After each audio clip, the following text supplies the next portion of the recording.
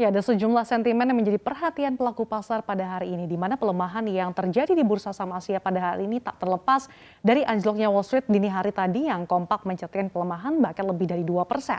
Prospek damai antara Rusia dan Ukraina tampaknya semakin kabur nih, usai Amerika Serikat dan sekutunya berencana untuk memboikot impor minyak dan gas dari Rusia yang berdampak pada kembali melonjaknya harga minyak mentah dunia.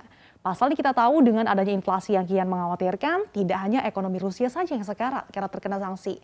Tapi ekonomi Amerika Serikat sebagai perekonomian terbesar secara global pun terancam mengalami hal serupa, di mana inflasi yang tinggi akan menggerus daya beli masyarakat dan tentunya memperlambat pertumbuhan ekonomi.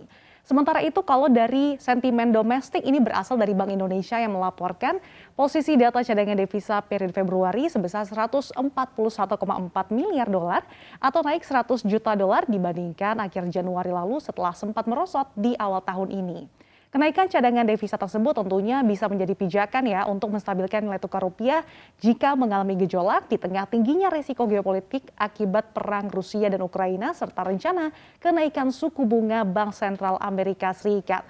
Dan kalau kita lihat pada penutupan perdagangan hari ini lagi-lagi IHSG ditutup di zona merah. Artinya selama 2 hari beruntun IHSG terkapar di zona merah meskipun kalau kita lihat pada hari ini transaksi cukup jumbo hingga mencapai 24 triliun di satu sisi. Kalau kita lihat pada penutupan perdagangan kemarin asing melakukan net sell, tapi hari ini meskipun IHSG terkoreksi hingga hampir 1% di 0,8% dan berakhir di level psikologis 6.814, namun tampaknya asing masih masuk di mana net foreign buy di pasar reguler tercatat masih lebih dari 500 miliar. Kita akan lihat di sini sektor-sektor apa saja yang menjadi pemberat IHSG pada hari ini, di mana salah satunya adalah teknologi 3,75% dan yang menjadi perhatian juga adalah energi pada hari ini yang kompak diderek aksi profit taking hingga pada hari ini sektor energi melemah 3,41%. Ada juga transportasi dan logistik yang melemah 2,05%. Tapi meskipun kalau kita lihat didominasi oleh sektor-sektor yang melemah gitu ya, tapi pada hari ini properti dan real estate serta infrastruktur justru berhasil menguat. Bahkan menariknya properti dan real estate berhasil menguat 2,64%. Seperti yang tadi saya katakan, kalau kita lihat di sini satu sektor yang menarik adalah sektor energi ya, yang kalau kita lihat saham-sahamnya hari ini kompak diderek aksi profit taking. Karena sebetulnya secara year to date kalau kita lihat ini sektornya sudah menguat hingga 31%. Jadi tak heran kalau misalkan investor segera mengamankan cuan mereka meskipun terkoreksi, tapi sebetulnya sektor energi ini masih dalam tren penguatan. Menariknya, kalau dalam setahun terakhir komoditas yang manggung didominasi batu bara, nah akhir-akhir ini komoditas mineral lainnya juga ikutan bersaing. Kita lihat di mana delta dunia makmur berhasil menguat 8,53% di saat saham-saham lain justru terkapar di zona merah dan diderek aksi profit taking. Kita lihat ada PTB atau Bukit Asam yang pada hari ini bahkan melemah 3,59%. Ada Adaro Energi yang bahkan pelemahannya lebih dari 5%. Kemudian Medco Energi 5,8%, ITMK Indo Tambang Raya Megah 6,23%, kemudian Harum Energi yang bahkan pelemahannya hari ini cukup dalam hingga hampir 7%, Indika Energi juga melemah cukup dalam di 6,8%. Berikutnya kita akan lihat nih seperti apa sih pergerakan harga batu bara. Ya sebenarnya kalau kita lihat ya, harga batu bara ini terus dalam tren penguatan. Bahkan melampaui rekor tertinggi pada Oktober 2021 lalu di kisaran 280 dolar per ton meskipun sempat berada dalam fase konsolidasi dulu ya. Nah lonjakan harga batu bara ini masih terus terjadi dan bahkan masih nyaman nih bertahan di atas 400 dolar per ton, tepatnya di 435 dolar per ton. Di mana pada perdagangan 7 Maret lalu harga batu bara di pasar ICE Newcastle ditutup menguat hingga 6,87% dan berakhir di level 435 dolar per ton. Dari sebelumnya menyentuh rekor tertinggi setidaknya sejak tahun 2008. Dengan demikian harga batu bara ini sudah naik selama 2 hari beruntun dan harganya bahkan tak main-main melonjak 21,35%. Belum lagi ada kabar dari Indonesia yang juga memiliki posisi sangat strategis di pasar batubara dunia sebagai eksportir terbesar batubara termal, di mana pemerintah Indonesia ini memantau ketat pelaksanaan kewajiban pemenuhan batubara dalam negeri atau yang kita tahu Domestic Market Obligation atau DMO. Nah, hal ini belajar dari pengalaman ya bahwa pembangkit listrik nasional ini sempat mengalami krisis pasokan batu bara. Jadi kalau pasokan dari Indonesia sampai terhambat, maka pasar batu bara global ini akan sangat terpengaruh. No wonder kalau misalkan harga komoditas ini masih cukup betah bertahan di atas level psikologis $400 per ton. Di tengah terbatasnya pasokan seiring masih memanasnya hubungan antara Rusia dan juga Ukraina.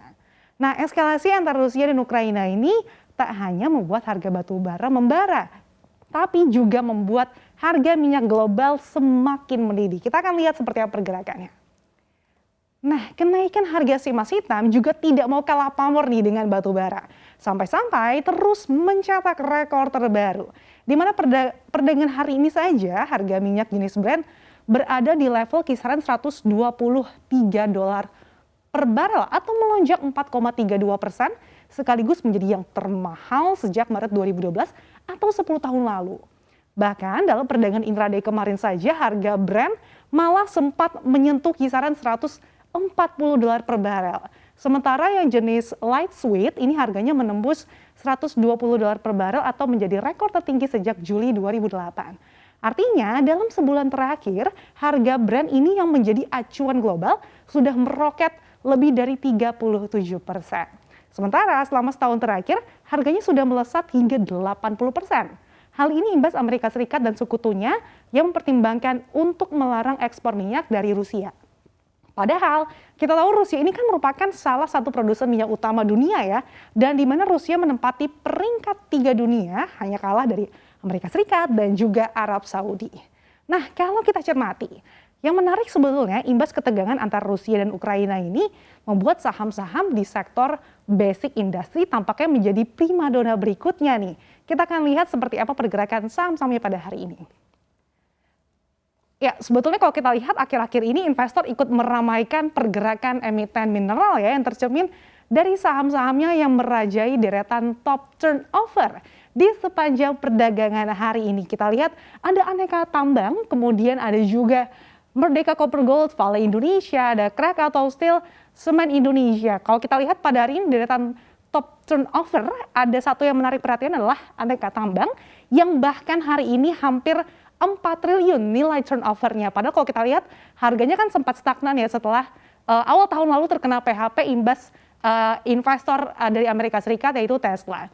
Kemudian kalau kita lihat juga saham-saham lainnya justru terkoreksi, yaitu ada Bumi Resources Minerals, ada Timah, Archie Indonesia dan juga Chandra Asri. Selanjutnya kita akan lihat seperti apa sih pergerakan IHSG secara teknikal pada perdagangan hari ini. Ya, kalau kita lihat sebetulnya secara teknikal ya, candlestick ini membentuk lower high dan juga lower low-nya dengan volume yang cukup tinggi. Dari pergerakannya sebetulnya IHSG masih berada di atas rata moving average 20 di kisaran 6.800 yang sekaligus menjadi support terdekat. Namun kalau level ini ditembus dan koreksinya berlanjut, maka support berikutnya berada di area moving average 50-nya di kisaran 6.700 yang menjadi support terkuat dalam beberapa minggu terakhir nih, sebelum akhirnya kita tahu IHSG berhasil break di fase konsolidasinya dalam 4 bulan terakhir. Selain itu juga jika menggunakan indikator teknikal lain, yaitu Relative Strength Index atau RSI, saat ini RSI cenderung bergerak turun gitu ya, yang menunjukkan penguatan momentum jual. Namun RSI ini masih berada di level 53, sehingga tampaknya belum menunjukkan nih adanya indikasi jenuh beli. Artinya untuk melihat arah pergerakan selanjutnya, indeks perlu break dulu salah satu level resistance atau supportnya. Demikian review perdagangan sepanjang hari ini. Kembali ke Maria Katarina.